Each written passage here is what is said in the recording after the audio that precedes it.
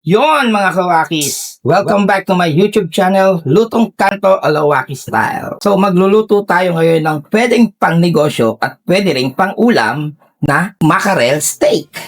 So ang unang muna ating gagawin mga kawakis, gagawa muna tayo ng ating mackerel na burger.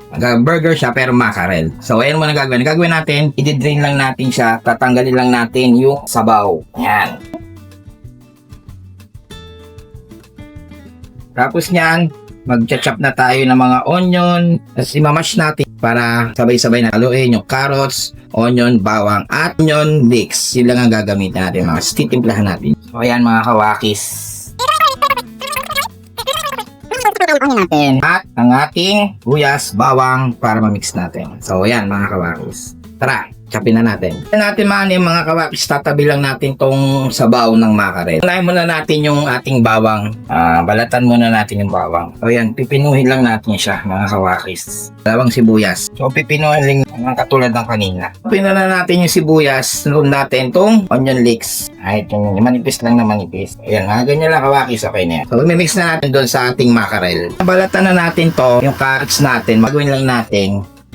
I-grate lang na lang natin siya dito. Dali, hindi na natin iiwa-iwain. Ganyan lang. Pero maliit lang na piraso lang itong carrots ko. Siguro mga kalahati lang ng malaki. So yan, okay na to. Mix natin sila lahat. Yan natin bawang, sibuyas, carrots, onion leeks. Lagay tayo ng ating ground black pepper. Liquid seasoning. Unti lang. Lagay tayo ng konting toyo. Mix na natin. Konting harina lang. Yan, okay na yan. Tapos, i-mix natin para mag-form. Gusto nyo kamayin nyo na. Yan, na-mix na natin. Pag nakita na yung ganito yung texture, malapot-lapot, pwede na yan. So, pa-fry na natin ngayon. Tara, prito tayo mga kawakis. Mainit na yung ating antika. Gagawin na natin pala, kumuha na lang pala ako ng kutsara. Tapos, ipinorm ko lang ganito. Then, press na dito. Na ganyan na lang. Yan, tapos yan. Tapos, press lang natin ng ganyan.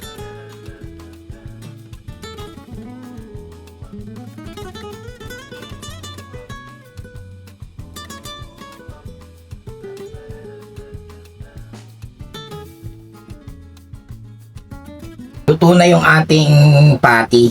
15 pieces ko siya nagawa. Pero maliliit lang siya. Kaya nang bahala kung gaano ko lang. So next na gagawin natin, babawasan na natin ng mantika. Gagawa na tayo ng steak sauce. Tinanggal ako na ng mantika. 1/4 lang to na butter. Melt lang natin yung butter.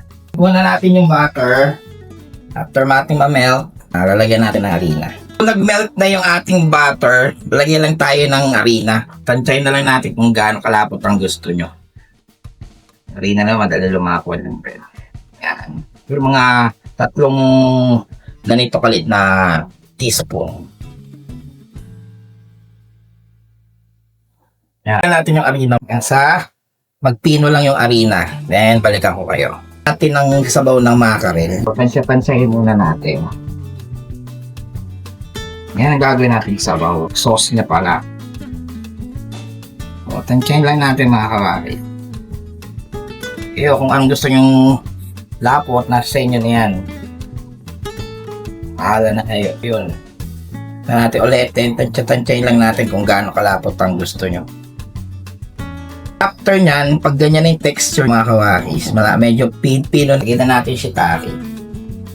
Para maluluto na rin yung mushroom. And after niya maluto ng mushroom, yung nasa pouch lang to na mushroom. Timplahan na natin. May lasa na kasi yan eh. Kaya tayo ng garlic powder.